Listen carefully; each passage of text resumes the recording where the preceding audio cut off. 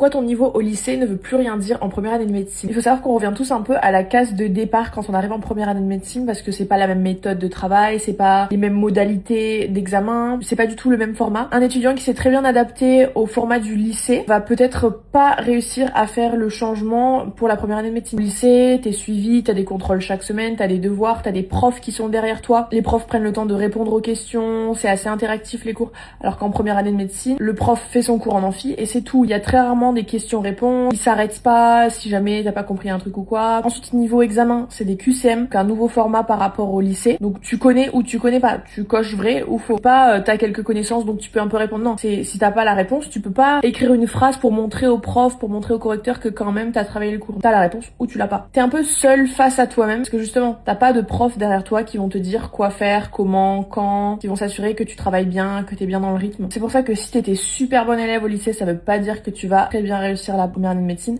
et inversement, si t'étais moyen au lycée, ça veut pas dire que tu vas pas réussir la première année de médecine. Donc si t'es moyen au lycée, il faut pas que ça t'arrête de tenter la première année de médecine. Si t'en as l'envie, t'es motivé, que t'as la discipline, que tu sais que t'as les capacités de réussir, fonce. Sur ce, je vous dis bisous baby.